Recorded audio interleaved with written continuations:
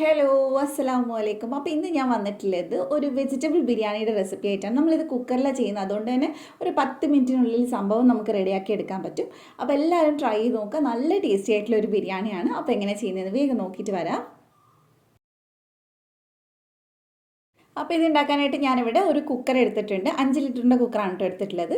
അതിനകത്തോട്ട് നമുക്ക് ആദ്യം തന്നെ 1 ടേബിൾ സ്പൂൺ നെയ്യ് ചേർത്ത് കൊടുക്കാം. പിന്നെ നെയ്യിൻ്റെ കൂടെ തന്നെ ഞാൻ കുറച്ച് ഓയിൽ ഒഴിക്കുന്നുണ്ട്. ഞാൻ ഓൾറെഡി ഒരു സവാള നന്നായിട്ട് ഫ്രൈ ചെയ്തെടുത്തിട്ടുണ്ട്. ആ ഓയിൽ തന്നെയാണ് ഒഴിച്ചിട്ടുള്ളത്. ഇതിലേക്ക് പിന്നെ നമ്മൾ 2 മീഡിയം സൈസുള്ള സവാള ചേർത്ത് കൊടുക്കും. ഒരുപാട് വലുതാണെങ്കിൽ 1-1.5 ചേർത്താൽ മതി. ഇനി നമ്മളിത് നല്ലപോലെ വഴറ്റിയെടുക്കണം. അപ്പോൾ നന്നായിട്ട് നമുക്ക് ആദ്യം ഒന്ന് മിക്സ് ചെയ്തെടുക്കാം. അപ്പോൾ നന്നായിട്ട് വഴറ്റി കിട്ടാനായിട്ട് നമ്മളെപ്പോഴും ചെയ്യുന്ന പോലെ തന്നെ ഇത്തിരി ഉപ്പിട്ടിട്ട് നമുക്കിതൊന്ന് വഴറ്റിയെടുക്കാം. ഇത് നമ്മൾ കുക്കറിൽ ചെയ്യുന്നതുകൊണ്ട് തന്നെ വളരെ എളുപ്പമാണ് ചെയ്യാനായിട്ട്. പിന്നെ ഒത്തിരി നാളായിട്ട് എനിക്ക് റിക്വസ്റ്റ് കിട്ടിയിട്ടുണ്ടായിരുന്നു ഇത് ചെയ്യാൻ. പക്ഷേ ഈ വെജിറ്റബിൾ ബിരിയാണി എനിക്ക് അത്ര ഇഷ്ടമില്ലാത്തതുകൊണ്ടാണ് ഞാൻ പിന്നെ കുറച്ചിങ്ങോട്ട് ലേറ്റ് ആക്കിയത്. പിന്നെ ഇതിലേക്ക് ഞാൻ ഒരു ചെറിയ കഷ്ണം പട്ട ഇടുന്നുണ്ട്, 3 ഏലക്ക ഇടുന്നുണ്ട്, ഒരു 4 ഗ്രാമ്പു, 1/2 ടീസ്പൂൺ വലിയ ജീരകം, പിന്നെ ഒരു ജാതിപ്പൂ ഇട്ടിട്ടുണ്ട്, ഒരു ചെറിയ കഷ്ണം. അപ്പോൾ ഇതെല്ലാം കൂടി ഇട്ടിട്ട് നന്നായിട്ട് മിക്സ് ചെയ്തെടുക്കുക. ആദ്യം നെയ്യിൽ ചേർക്കുകയാണെങ്കിൽ കുറച്ചുകൂടെ നല്ലതാണ് കേട്ടോ. ഞാൻ അപ്പം ചേർക്കാൻ വിട്ടുപോയതാണ്. ഇങ്ങനെ ചേർത്താലും കുഴപ്പമില്ല.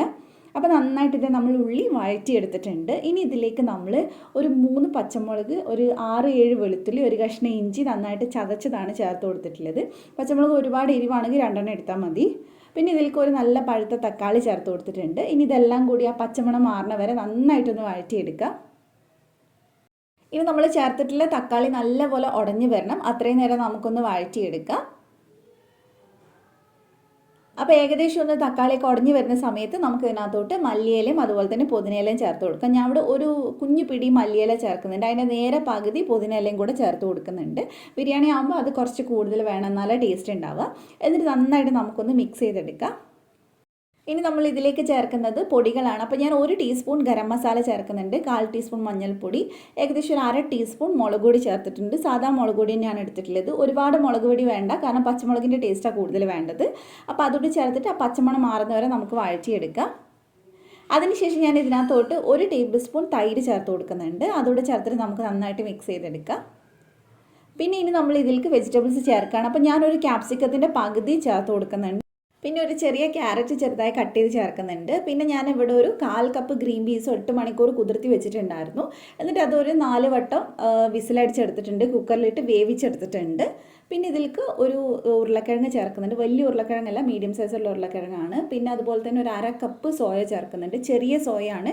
സോയ ഇങ്ങനെ ഡയറക്റ്റ് ചേർക്കരുത്, അരമണിക്കൂർ നല്ല തിളച്ച വെള്ളത്തിൽ കുതിർത്തി വെക്കുക. എന്നിട്ട് നന്നായിട്ട് 3-4 വട്ടം കഴുകിയിട്ട് ഒന്ന് പിഴിഞ്ഞിട്ട് വേണം നമ്മൾ ഇതിലേക്ക് ചേർക്കാനായിട്ട്. പിന്നെ വെജിറ്റബിൾസ് ഒക്കെ നിങ്ങളുടെ ഇഷ്ടത്തിനനുസരിച്ച് കൂട്ടുകയും കുറയ്ക്കുകയൊക്കെ ചെയ്യാം. ഞാൻ അത്യാവശ്യം ചേർത്തിട്ടുണ്ട്. അപ്പോൾ നിങ്ങൾക്ക് ഇത്രയും വേണമെങ്കിൽ കുറയ്ക്കുന്നതിനെ കൊണ്ടും കുഴപ്പമില്ല. പിന്നെ കോളിഫ്ലവർ അതൊക്കെ നിങ്ങളുടെ ഇഷ്ടത്തിനനുസരിച്ച് ചേർത്ത് കൊടുക്കുക.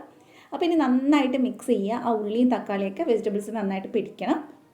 അപ്പോൾ മിക്സ് ചെയ്തിട്ട് കുറച്ചൊരു ഗരം മസാലയുടെ കുറവ് തോന്നുന്നുണ്ട്. ഞാൻ ഇപ്പോൾ 1/4 ടീസ്പൂൺ കൂടെ ചേർത്തിട്ടുണ്ട്. പിന്നെ ആവശ്യത്തിന് ഉപ്പ് ചേർത്തിട്ടുണ്ട്. ഒന്നും കൂടി മിക്സ് ചെയ്യാം. നമുക്കിത് 2 മിനിറ്റെങ്കിലും ഒന്ന് വേവിച്ചെടുക്കണം.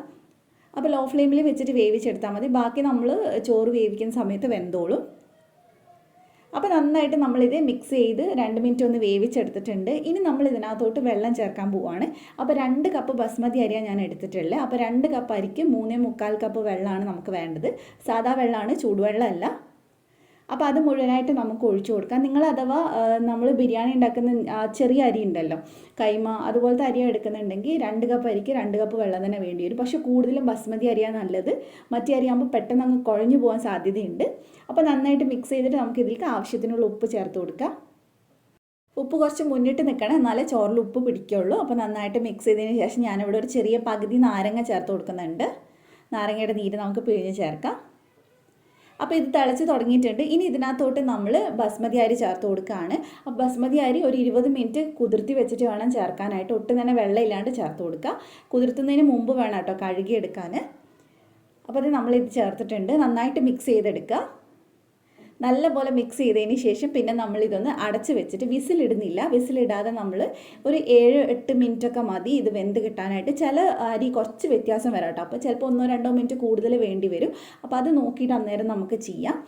അപ്പോൾ ഇനി നമുക്കിതൊരു 8 മിനിറ്റ് ലോ ഫ്ലെയിമിൽ വേവിക്കാം. അപ്പോൾ 8 മിനിറ്റ് കഴിയുമ്പോൾ ഫ്ലെയിം അങ്ങ് ഓഫ് ചെയ്ത് വെക്കുക. എന്നിട്ടൊരു 15 മിനിറ്റ് കഴിഞ്ഞിട്ട് നമ്മൾ കുക്കർ തുറക്കാവുള്ളൂ. നമ്മൾ ആ അടുപ്പിൽ തന്നെ വെക്കാതെ വേറൊരു അടുപ്പിലേക്ക് മാറ്റി വെക്കുക. അല്ലെങ്കിൽ ചിലപ്പോൾ അടിയിലത്തെ ചോറ് കുറച്ചങ്ങ് വെന്ത് പോവും. അഥവാ അത് കഴിഞ്ഞ് നിങ്ങൾ തുറക്കുന്ന സമയത്ത് ഇച്ചിരി വേവ് കുറവാന്ന് തോന്നുകയാണെങ്കിൽ 2-3 മിനിറ്റ് ഇച്ചിരിയും കൂടെ ഒന്ന് അടച്ച് വെച്ച് വേവിച്ചാൽ മതി. വെള്ളമൊന്നും എക്സ്ട്രാ ചേർക്കരുത്. അപ്പോൾ ഇതിപ്പോൾ നന്നായിട്ട് വെന്തിട്ടുണ്ട്. എൻ്റെത് കുഴപ്പമൊന്നുമില്ല, 8 മിനിറ്റിൽ തന്നെ നമുക്ക് വെന്ത് കിട്ടിയിട്ടുണ്ടായിരുന്നു. അപ്പോൾ ഇനി നമ്മൾ ഇതിലേക്ക് കുറച്ച് ഒരു 1.5 ടീസ്പൂൺ നെയ്യ് ഒഴിച്ചിട്ടുണ്ട്. ഇനി നമുക്ക് ഫോർക്ക് വെച്ചിട്ട് വേണം മിക്സ് ചെയ്യാനായിട്ട്. ചോറൊന്നും ഒട്ടും തന്നെ കുഴഞ്ഞിട്ടില്ല. ആദ്യമേ നമ്മൾ തവിയിട്ട് മിക്സ് ചെയ്താൽ കുഴഞ്ഞു പോകും. അപ്പോൾ ആദ്യം ഒന്ന് ഫോർക്ക് വെച്ചിട്ട് മിക്സ് ചെയ്യുക. അപ്പോൾ അതിനുശേഷം ഞാനിതിൽ കുറച്ച് ഫ്രൈ ചെയ്ത് വെച്ചിട്ടുള്ള സവാള ഇട്ട് കൊടുക്കുന്നുണ്ട്. അതുപോലെ തന്നെ അണ്ടിപ്പരിപ്പ് മുന്തിരിയും നമുക്ക് ഇട്ട് കൊടുക്കാം. പിന്നെ കുറച്ച് മല്ലിയിലയും കൂടി ഇട്ടിട്ടുണ്ട്. അപ്പോൾ ഇത്രയേ ഉള്ളൂ, വളരെ സിമ്പിളാണ്. ഞാൻ കുറച്ച് ഭയങ്കര ലെങ്തി ആയിട്ടൊന്നുമല്ല പറഞ്ഞിട്ടുള്ളത്. അപ്പോൾ നിങ്ങൾക്ക് മനസ്സിലായിട്ടുണ്ടാവും വിചാരിക്കുന്നു. എന്തെങ്കിലും ഡൗട്ട് ഉണ്ടെങ്കിൽ കമൻറ്റിൽ ചോദിച്ചാൽ മതി. ഒരുപാട് ലെങ്തി ആക്കി 10-15 മിനിറ്റ് വീഡിയോ ആക്കേണ്ട വെച്ചിട്ടാണ് കുറച്ച് സിമ്പിളായിട്ട് പറഞ്ഞിട്ടുള്ളത്. അപ്പോൾ ഇതാണ് കേട്ടോ നമ്മുടെ ബിരിയാണി. വെജിറ്റബിൾ ബിരിയാണി എന്ന് വെച്ചാൽ വെജിറ്റബിൾ ഐറ്റംസ് കഴിക്കാൻ ഇഷ്ടമുള്ളവർക്ക് ഇത് ഉറപ്പായിട്ടും ഇഷ്ടമാവും. അപ്പോൾ എന്തായാലും ട്രൈ ചെയ്യുക, എന്നിട്ട് എൻ്റെ അടുത്ത് ഫീഡ്ബാക്ക് പറയാം. അപ്പോൾ നിങ്ങൾക്ക് റെസിപ്പി ഇഷ്ടമായിട്ടുണ്ടെങ്കിൽ ചാനൽ സബ്സ്ക്രൈബ് ചെയ്യുക, തൊട്ടടുത്തുള്ള ബെല്ല് ക്ലിക്ക് ചെയ്തിട്ട് ഓളും കൂടെ ക്ലിക്ക് ചെയ്യുക. എന്നാൽ മാത്രമേ വീഡിയോസ് ഇടുമ്പോൾ നോട്ടിഫിക്കേഷൻ വരുള്ളൂ. അപ്പോൾ മറ്റൊരു അടിപൊളി വീഡിയോ നമുക്ക് വീണ്ടും കാണാം ഇൻഷാ അല്ലാഹ്. Thank you for watching.